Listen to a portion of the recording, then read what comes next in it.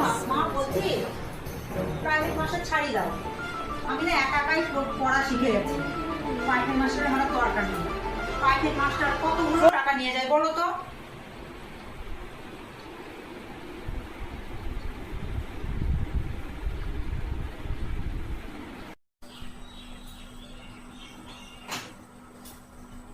ওরে বাবা, এটাতে কত তেল জমেছে।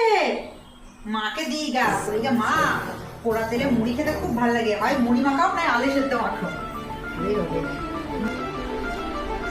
মা মনে হয় জানে না এখানে এতটা তেল জমেছে।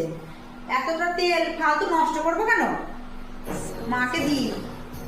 ও মামা, তেলে তো দেখো কতটা তেল জমেছে। এতটা তেল নষ্ট করবো কেন? মুড়ি খাবো, মুড়ি মাখাবো সন্ধ্যাবেলা। যা রেখে দে, তুই বলছি রেখে দে।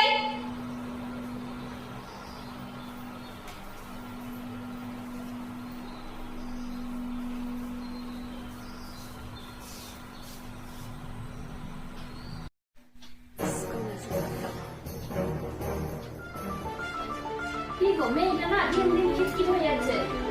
কি জানি কি হয়েছে, সেদিকে কি ফিরে আছে, টিপের মুখ থেকে চিনিগুলো নিয়ে এসেছে। তারপরে তেল চাইলাম, ওই চিনি থেকে তেল নিয়ে আসছে। ভিখারি এসেছে, সেদিকে ভিখারিকে খ্যাট খ্যাট করছে। সেই লোকের ডাক্তার দেখাতে হবে মনে হয়। ডাক্তার দেখালে দেখাতে হবে, কিন্তু ওকে জিজ্ঞাসা করতে হবে একবার যে ও কেন এরকম করছে। হ্যাঁ, ঠিকই বলেছো। কি গো, আমি মেয়েকে তো জিজ্ঞাসা করলাম সেদিনকে মেয়ে অমন করছে কেন। আমরা সেদিনকে আলোচনা করছিলাম না সংসার অভাব অভাব, সেই জন্য মেয়ে এরকম করছে। কান থেকে শুনেছি। ও তাই? তাহলে ওর সাথে কোনো আলোচনা করা যাবে না। বাচ্চা মেয়ে তো, তাই এইসব কথাগুলো মাথায় নিয়ে নিয়েছে। তাই সংসারে সাশ্রয়ের জন্য এসব করছে।